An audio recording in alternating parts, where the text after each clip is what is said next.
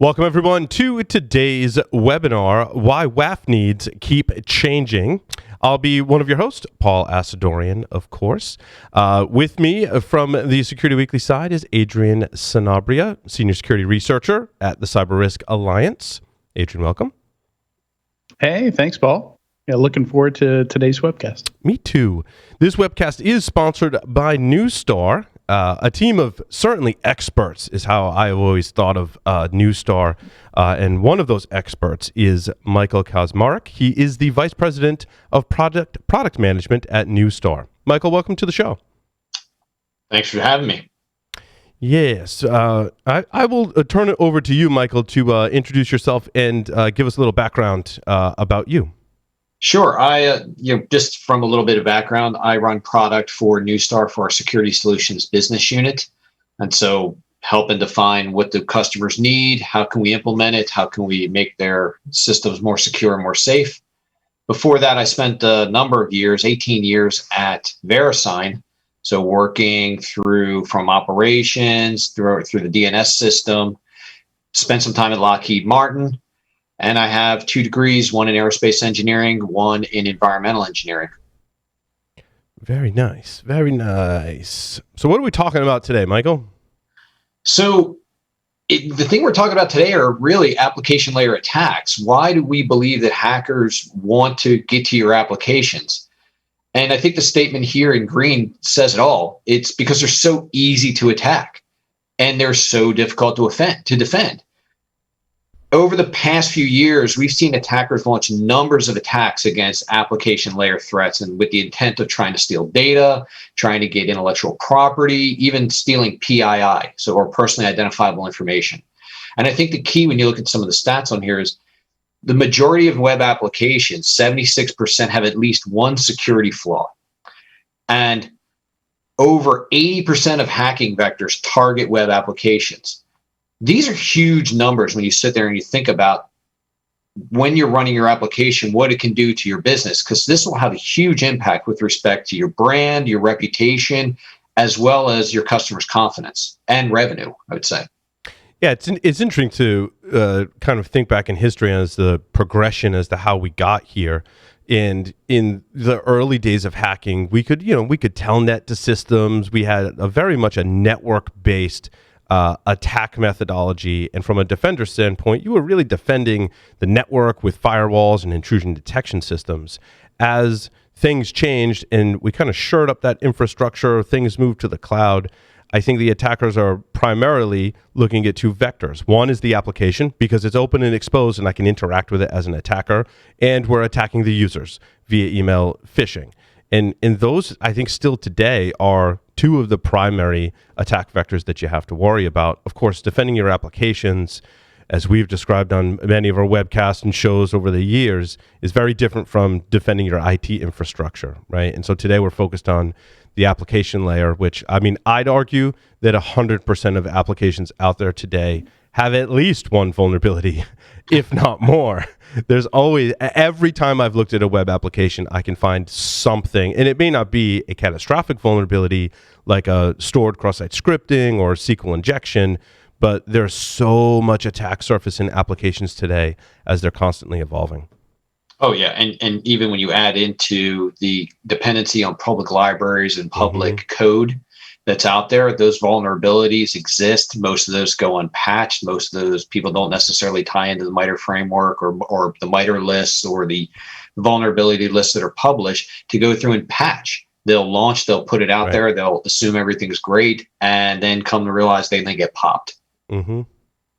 Well, and, the other thing to remember with web applications is, unlike, network scanning and vulnerabilities on the infrastructure side with commercial third-party code, those get a number and a name and a patch, and it's fairly easy to identify those, and single them out and patch them. But with custom web applications, you're pretty much fuzzing for vulnerabilities all the time. Yeah. When you find vulnerabilities in your own web application, you hope you're the first one to find it, but you don't really know. So it can be a lot tougher to find them and mitigate them. Oh, without a doubt. I think it leads perfectly into the next slide when you look at what are the key things that people need to worry about. And so we've listed the top 6 attacks against applications. And so hopefully most people know what these are, but just in case, give a kind of a little primer here. SQL injections are probably the most accounted for attack. The statistics that we pull up here accounts for 66% of web attacks that we see against web applications. And a SQL injection is when you try to take some level, it attacks like your data-driven application layers. It inserts malicious code and malicious statements into entry fields with the expectation of having them execute and run and then take advantage. Second, number 2 on the list, which is by far probably one of the ones that I think is one of the worst ones out there, cross-site scripting. And this is where you're looking at it from the client side. You're injecting code, sometimes JavaScript, into pages and web pages to bypass the security controls. And the one stat here that's is staggering: nearly 75% of large companies in Europe and North America were hit by this type of attack in 2019. And I also find it really amazing and, to me, almost exciting, right? It is exciting, the number of different ways that you can discover and execute cross-site scripting vulnerabilities. I think, when we learned about those when we were coming up in our information security careers, it was something that was always taught and explained in very basic ways. You fast forward 20 years, those same attacks are still there, but they take on so many different shapes and forms and different fields and headers, and the even modern applications, there's just more ways in which I could potentially inject some script code.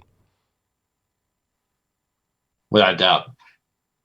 The third then being cross-site request forgery. This is an interesting one because it takes the submission of those unauthorized commands from a user that the application would trust and then tries to find an exploit. And these are pretty damaging when you think about it. And the 2 examples we listed here is when you think about a major social media platform being popped and then all of a sudden taking them 3 weeks to go and patch it, or a large financial being attacked, and then as a result, the users themselves end up thinking they're transferring money out of users' accounts, even though the users didn't even realize it, but they were leveraging this type of vector to authenticate them and do so. So it's just, these things are just huge things, the issues you have to worry about when you're protecting your application. I don't know if you guys have any comments with respect to that. Yeah, well, I think it's interesting with number 2 and 3 on this list. You can sometimes become complacent that the web browser is going to protect your application from these attacks. But it's very similar to, as we were describing cross-site scripting. There's so many different ways to execute number 2 and 3. I mean, even number 1 as well, but number 2 and number 3 with cross-site scripting, cross-site request forgery. There's so many different browsers, so many different versions of browsers, so many different specifications that those browsers have to adhere to. Everyone does it differently. So your level of protection within the browser can greatly vary, and you can't trust that as your only level of protection. And, just to, I think we need to point out how insane number 1 is. SQL injection, the idea that, like, if you think of the average breach, somebody's got to find a vulnerability on your exterior or get somebody to click a link in an email, or maybe find some credentials to reuse. And that's just step 1. Maybe they get a foothold. Maybe they, do some post-compromise work, pivot around. And then you've got SQL injection, where basically they only have to find one flaw to get all the way into the database, that's buried in some kind of internal DMZ, has all these internal controls around it. And none of it matters if you can access it directly from a website, so there are few other breaches, maybe an open S3 bucket that can happen in a single step. Yeah. Point, just one and you're done. Mm-hmm. Yeah, it is a fascinating one. And like you said, it's probably the most damaging because it gets you straight into the most protected, the one thing you're trying to protect the most on your application. Yeah. Likelihood is high that database, might be on the list of goals for that attacker. All right, flipping to the next slide. So your common vulnerabilities and exposures, these are, as I mentioned earlier, when you're sitting there thinking of lists of known public vulnerabilities for open packages or openly released software that's available, every one of these comes with a list of known vulnerabilities that get published based off of revs and versions that then also have patches assigned to them that you're supposed to follow through. Shockingly, though, most organizations, when they're going through and deploying, don't tend to maintain patch levels. I say that tongue in cheek. Most don't also look to these CVEs to see what is out there and what other things they have to protect. And it becomes a very common area for attackers to exploit in your applications. Yeah, and WordPress actually has its own system for tracking those, and not all the WordPress vulnerabilities get a CVE, for example. So CVE is not the only vulnerability database out there either. Yeah, and a lot of them try and hide, or they hide in JavaScript libraries. When Adrian and I were doing some testing recently, and certain tools would find that we incorporated this JavaScript library. We didn't even know that it was incorporated in this particular application, and some pointed it out as being either vulnerable or outdated. It may or may not have a CVE, but those can be really stealthy. Oh, yeah. Then you get your brute force attacks. So these are just the automated pounding of either random strings of characters or standard usernames, like let's say root or user, with passwords that get pushed in through an application, or even purchase lists that show up on the dark web, where someone just says they've got a list of these passwords. They're just going to go through and automate and run them against the application, against the system, to see, will any one of these work? And so when you think about this type of credential stuffing that goes on, it's like says more than 50% of breaches were caused by these types of brute force attacks. It's a major one to worry about, and it's one that when we talk about password rotations, you talk about all the things of don't use the same password across various different types of systems. This is where it becomes most critical. In 2021, nobody should be able to sneak up on you with a brute force attack. Like a brute force shouldn't occur and you not notice. Like I suppose people could go low and slow with it, but it should still be possible to detect, even over time, the same sources or a pattern where somebody's clearly doing cred stuffing. It's one of the easiest to detect, and it still amazes me today how many people don't know when it's happening against their websites. And then lastly, and probably one of the ones we see the most on our end, is just straight to distributed denial of service attacks. And what's interesting about this is that at Neustar, we saw a significant increase in the total number of attacks in 2020. We saw 150% increase in the number of attacks from 2019, between 2019 and 2020. And that's a huge amount. When you sit there and think, though, that most of these attacks then weren't just against layer 3, layer 4, they evolved significantly to attack the application layer. And not just when we think about, every time we hear DDoS, we think volumetric, we think saturating the pipe. These were more sending millions of packets per second to the application to try to overwhelm it, as opposed to sending the number of just like, let me saturate the pipes, let me overwhelm the application. And very targeted types, very surgical types of attacks we had seen, with the intent that the application will get overwhelmed and it'll just shut down. It'll stop. Yeah, and I think from the defender side, when I design and build applications, I have pretty good control over numbers 1 through 4 in this list.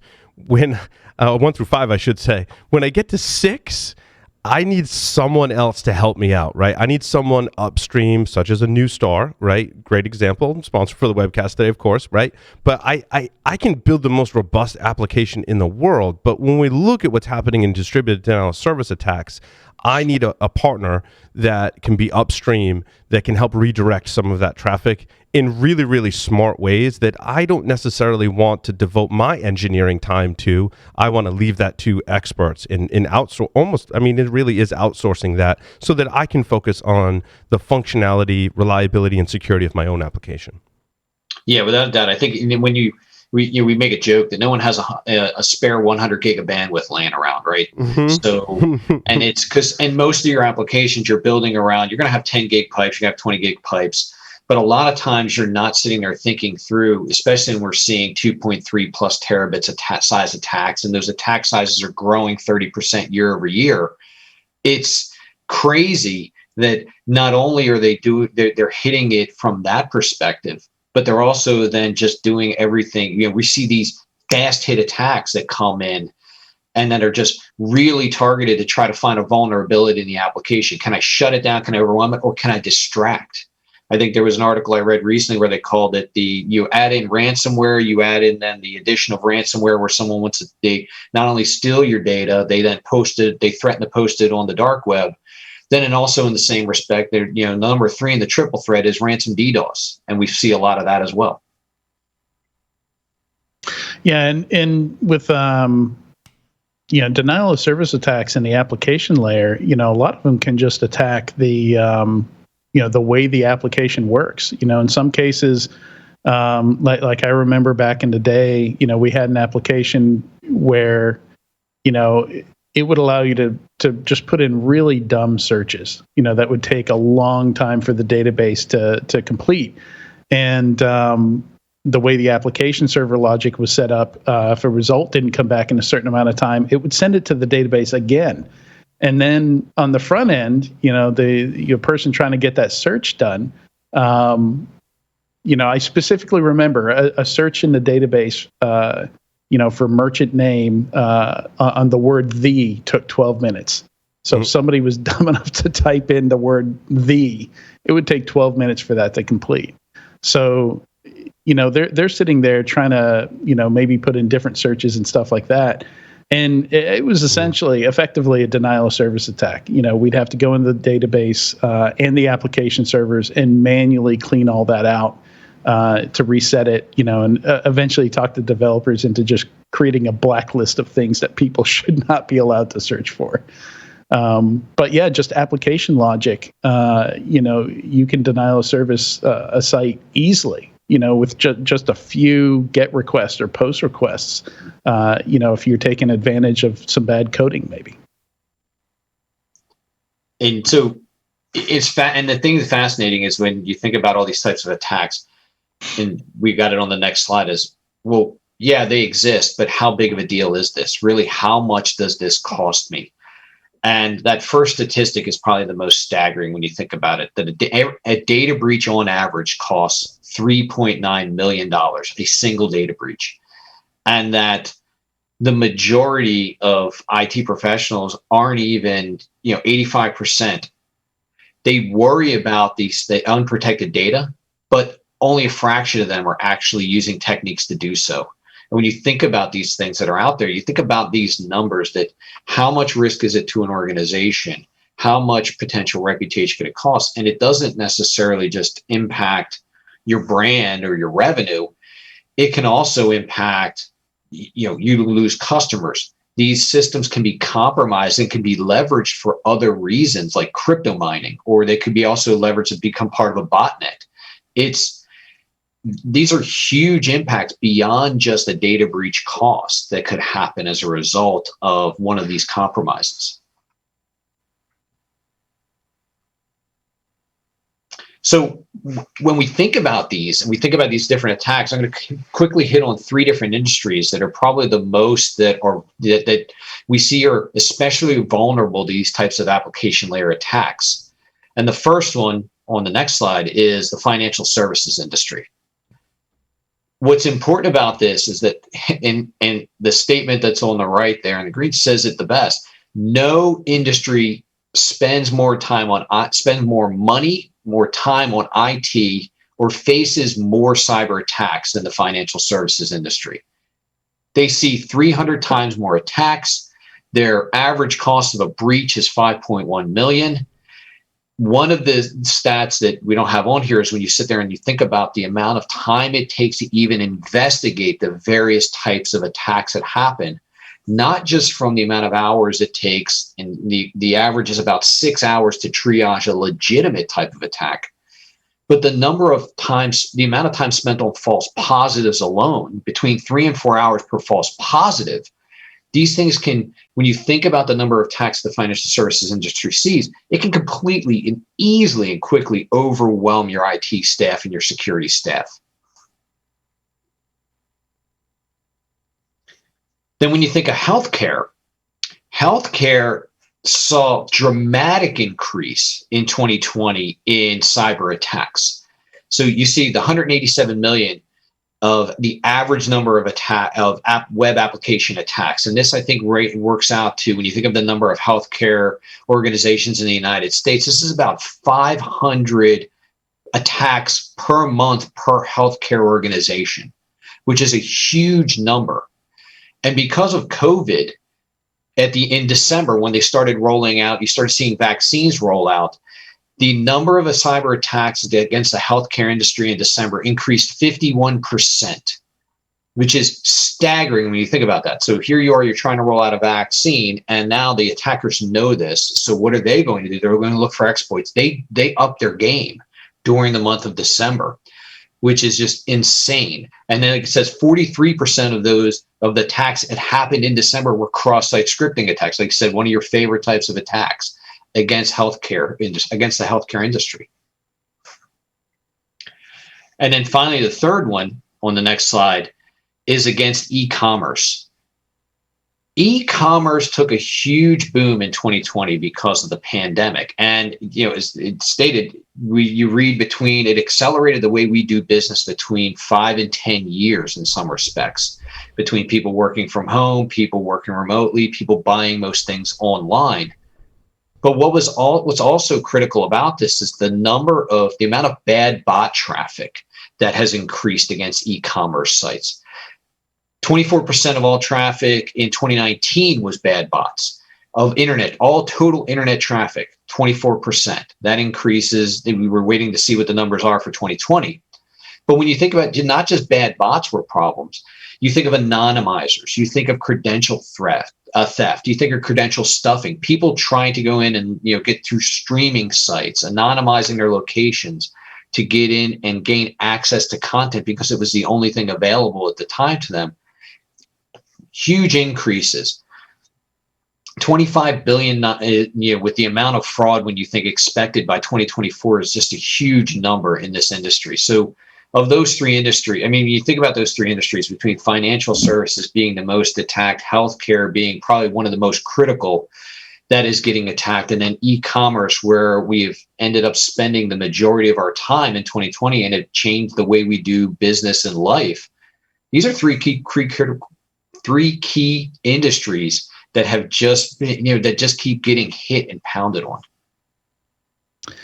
And, speaking of fraud, the PlayStation 5 and the new Xbox coming out, really kind of highlighted how common bots are nowadays. Yeah. To grab this stuff so that they can resell and scalp them. So, bots more and more are being used for all kinds of different use cases to abuse services on sites. Well, and I also think the pandemic pushed a lot of e-commerce onto smaller merchants and even larger merchants, if you will, that largely it was an in-person transaction to an app transaction. Think about when I went to Disney World, right? And anytime you wanted to buy a snack or something, like most of the time they push you towards using the app. When you order coffee in your local town or get lunch or whatever, all these restaurants now, largely because of the pandemic, have it as an app or on their website. You can place your order, give them your credit card, and it pushed all of these merchants deeper and deeper into using e-commerce. Yeah, one of the QR codes, lots of QR codes. One of the restaurants that we frequent around here in Northern Virginia was You walked in, you were just sat down at the table. You no longer had a server. You went on the app, you ordered, you paid, and then they would bring you your food. You still had the restaurant experience, but you didn't have a server. And if you wanted anything else, you start the process again. Yeah, and that's interesting too, because that's also an aspect of the pandemic where there's a workforce shortage because a lot of people are out on unemployment, and now businesses are starting to hire again and having a tough time hiring people. Yeah. And I think, what is it? Gartner had stated 2.1 million free jobs or unfulfilled jobs by 2023. It said enough to fill 50 football stadiums. Wow. That's crazy. It's fascinating when you think about it. So why are WAFs important then? So when you keep sitting there thinking about, we talked about all the problems. Well, WAFs are critical to help protect all of this because they provide, if you flip to the next slide, when you think about WAFs, they provide that additional barrier between your application and the attacker. You're not going to catch everything in your app. You're not going to be able to code and script everything. You're going to miss something. What a WAF does is help provide that additional protection. And WAFs for a while there were kind of declining. You saw bot management take over. We saw bot management. All of a sudden, it was the darling child of security. Everybody wanted bot management. Well, surprisingly, we're starting to see WAFs pick back up again. And so even that CAGR had dropped to somewhere around the annual growth rate. It dropped to 7%. It's back up over 17% and expected to continue to grow even more. Yeah, I just want to point out, you mentioned detect and protect, but WAFs also give you some visibility, kind of help you sort out that noise and separate all that noise coming into your website and understand, how people might be abusing it, using it normally, help you separate a baseline from anomalies, that kind of thing. Yeah, and Michael, I like the, specifically called out looking at HTTP requests and responses. And I think that some of the WAFs we've seen in the past try to apply regular expressions to detect attacks in the request body and look at cross-site scripting and try and have all these regexes to look at it, where is if you take a step back and you're just monitoring requests and responses and even to a certain extent response codes, that's enough with the defensive technologies we have today to be able to detect if there is something funny going on. Without a doubt. Without a doubt. And it's probably, if you could flip to the next slide, it's probably one of the key things when you sit there and think about, well, why does WAF provide you the right answer, right? It does those key things that you want, right? It'll help you mitigate that level of exposure. So it'll do the virtual patching for you. It'll block, it'll give the response that it should expect if the system was patched, while you then take the time and go back and fix those things. It'll help you from compliance, both from making sure everyone is following the rules to making sure that you're matching up with industry standards or requirements, things like HIPAA or PCI that could be out there. But most importantly, it'll protect that IP, your company's IP, your intellectual property, as well as your PII, your personally identifiable information that you have in there. And it's, regardless of all the other things that you're doing, these are probably the most important pieces that why you want to put a WAF in place. Yeah, and there's a lot of low-hanging fruit out there, that increasingly we see attackers getting in through just simple stuff, and something like a WAF can just take out a lot of those simple attacks and identify them, like somebody looking for, certain URL /admin, looking for php.ini, looking for asp.back, something like that. Like all these really simple things that, known scripts and tools and techniques immediately paint someone as an attacker, make it really easy to, then you can hand off maybe to other systems, say, hey, if you see this IP address at all, we already know they're up to some funny stuff. Well, exactly. And I think that's a perfect lead into the next three slides, where we'll talk about there's 9 features. And, this is like, well, is it 7-minute apps? No. What about 6-minute apps? Actually, there's 9 features that every WAF should have, the way we look at it. And on this first slide, pretty much all of these cover the validation of responses and requests that should have that each one that your WAF should have for ensuring that you're limiting the level of compromises. So when you think about session parameter checks, validating that the value that your HTTP request is making is matching what your response has, that you're validating protocols and aligning them with the RFCs, or even one of my favorites, the buffer overflow checks, that you're somebody's not trying to shove more data in through that request that's going to overflow the application and then give someone access.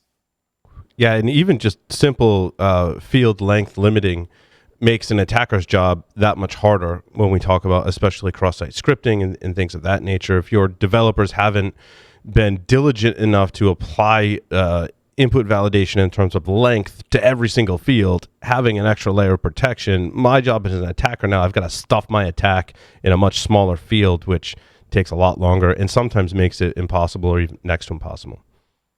Oh, without a doubt, without a doubt. Then we think about, on the next slide, we think about things like data loss prevention. So how am I looking at, or what can I do to look at traffic patterns to know who or what's trying to attempt to connect or trying to exfiltrate some level of data or steal some data from my system? Rate limiting, something very simple. How can I manage the number of requests or even the number of sessions, concurrent sessions that a user is going to be allowed, or even the credentials going to be allowed? And then on the last one, even just response validation, looking for things in the response that are outside of the norm, like code that could be coming through, error message that could be leaking out because I have it in like a debug mode, or I'm in a develop mode where I'm trying to watch what's happening on my app, but now I've forgotten to remove that. And as a result, a hacker sees these things and they can use that and leverage those to gain access and basically compromise your app.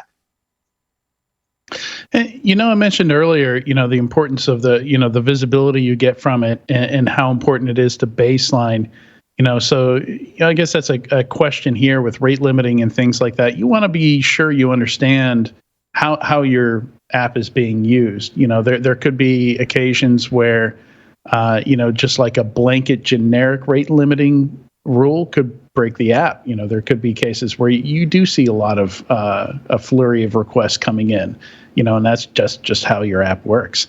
So tuning the WAF, tell me a little bit about that. So when we look at it and we think about the WAF in and of itself, we tell customers when they come on board, step one is, let's put you into the system. Let's then define what the rules are going to be, right? What are you going to do? What are you going to block? What are you going to monitor or log? And then what are we going to go through and put under learning? And then we watch, right? So in these situations, a lot of times, unless it's something that they're truly confident about, we recommend to go in and just log for the first time you're coming into the WAF, because exactly to your point, you're not 100% sure how many times a credential may be used and what it's being used for. So you start putting rate limits on, you're going to start slowing down your app, you're going to start having impacts to your user experience. And as a result, customers will leave. And it's right. Always with these things is that they're tricky. Right? And not that we have a WAF in front of our DNS, but even DNS as an application, we have some levels of rate limiting tied to it, because users can use that from a recursive perspective and exploit it to, in essence, use it to launch a reflector attack. And that same thing holds true with any one of your apps. When you think about rate limiting, it's critically important to truly understand users, the purpose, and then how much, number one, access should you give them, but then number two, how many concurrent sessions should they be allowed in the system? Right. And then the last three, when we talk through these on the next slide, are API protection. So this is validating your API requests and also looking at like those microservices that run on your application and how can you validate across those.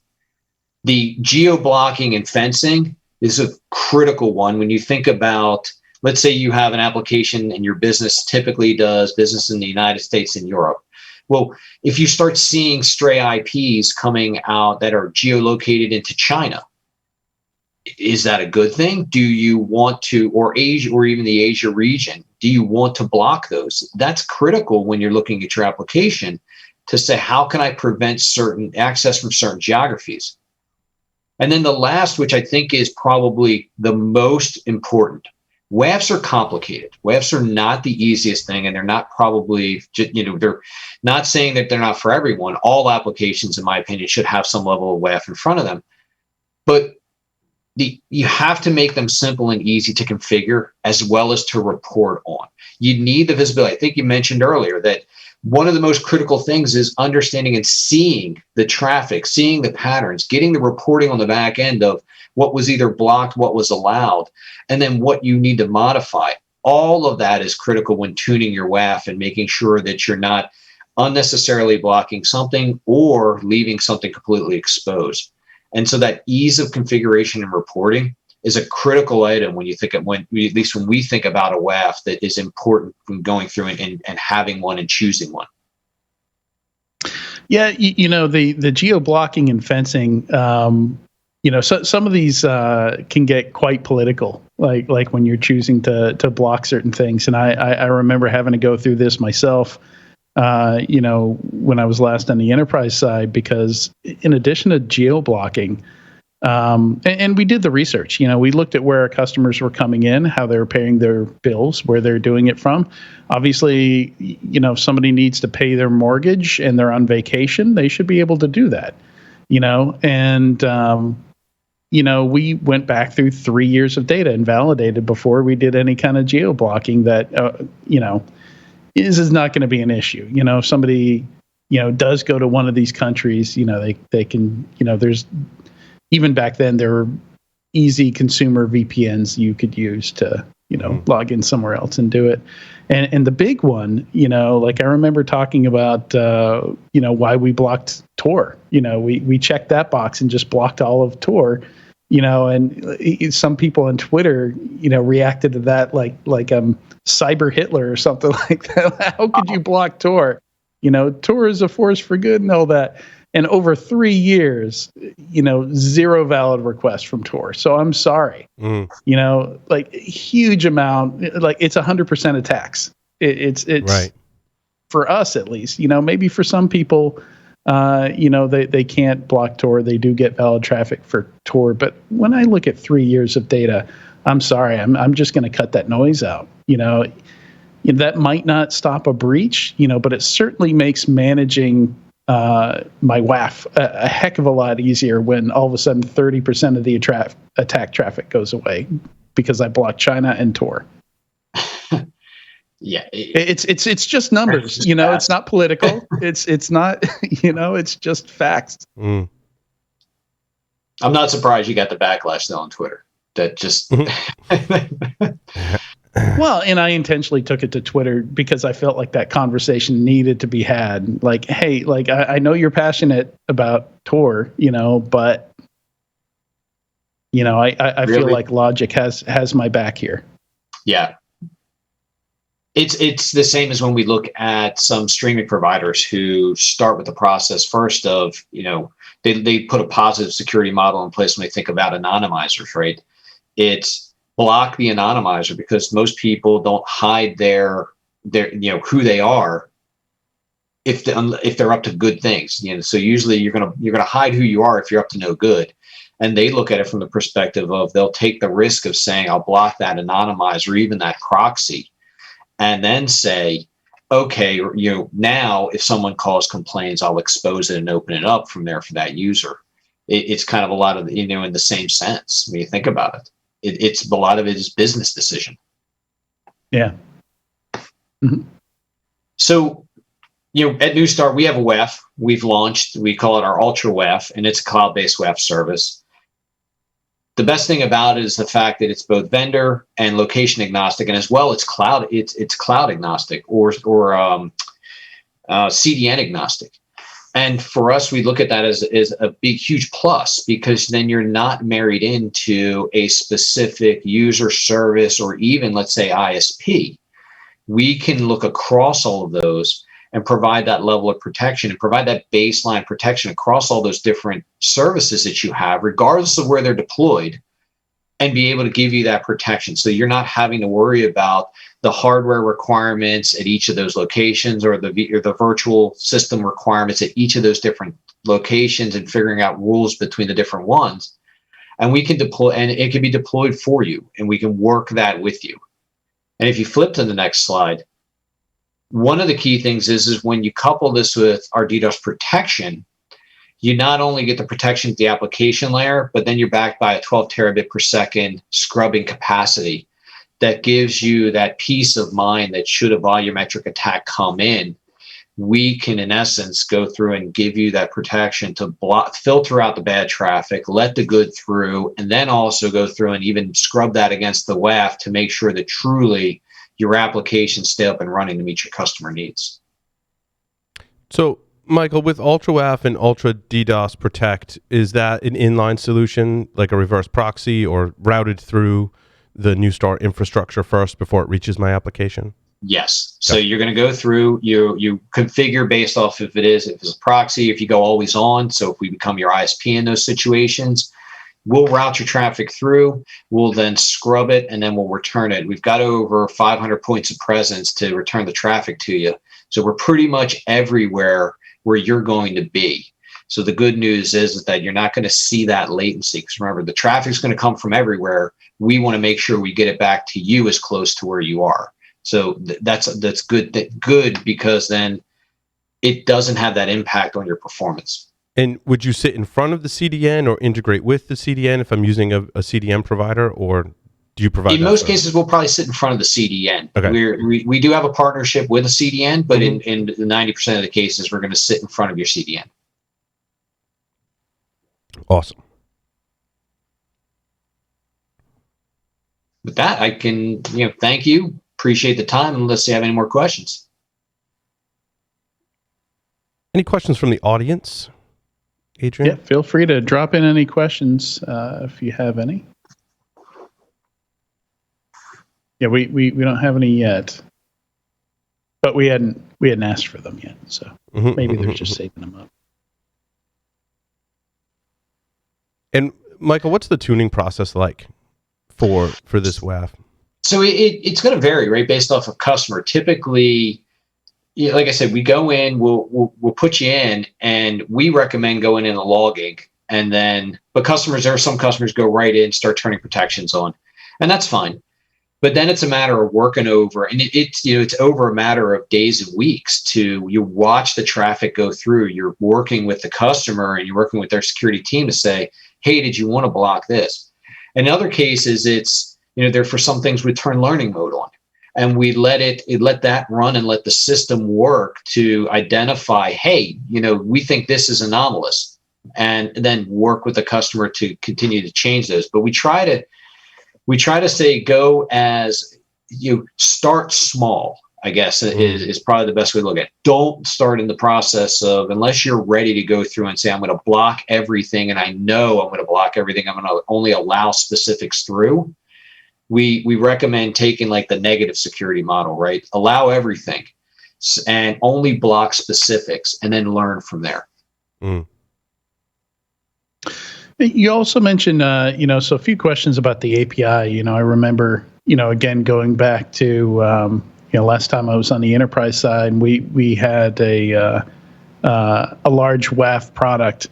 We would get, from our ISAC, from the FBI, like we get IP addresses and stuff like that, like known bad stuff.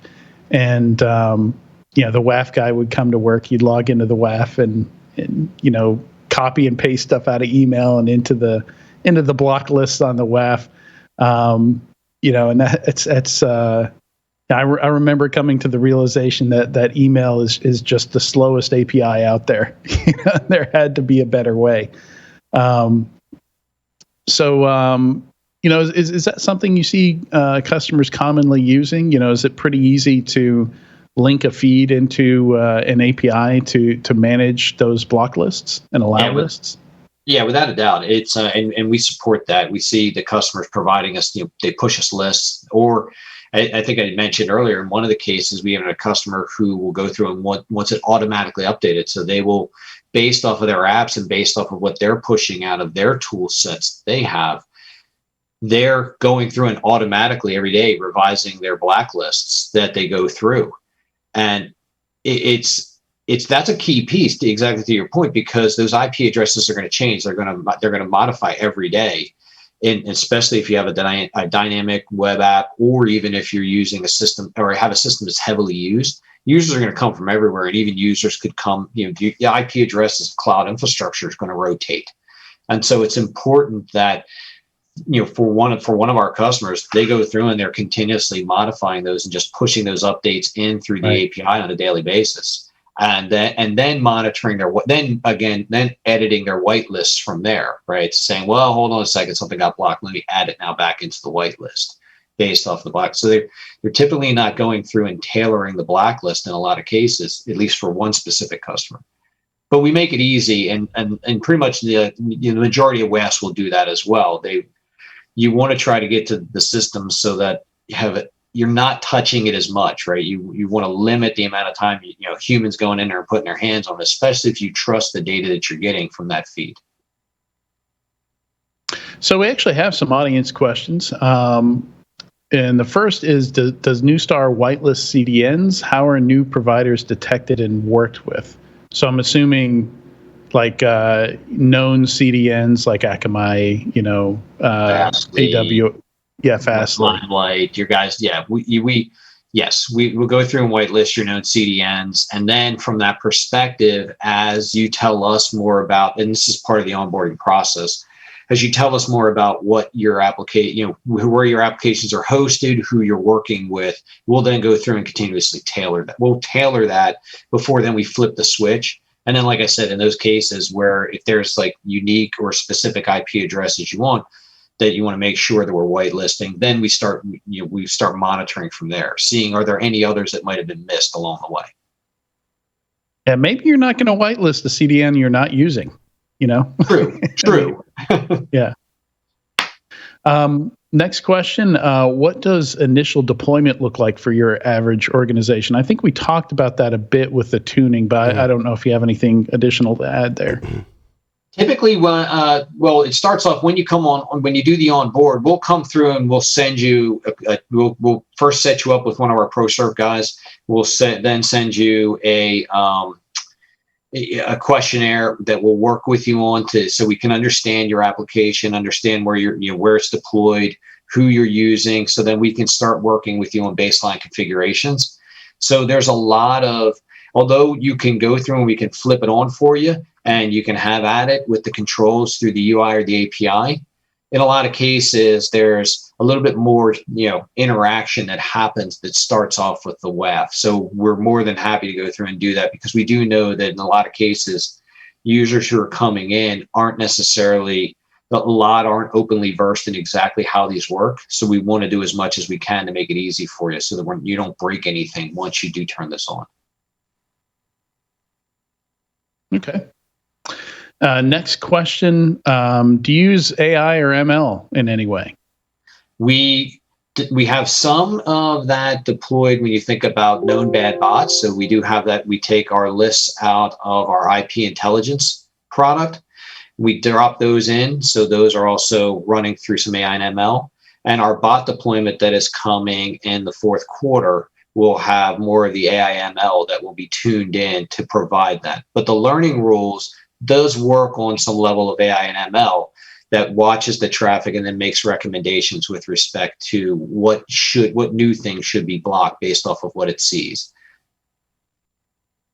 So it sounds like those are pre-trained models that just come over from the the threat intelligence side. Correct. Okay.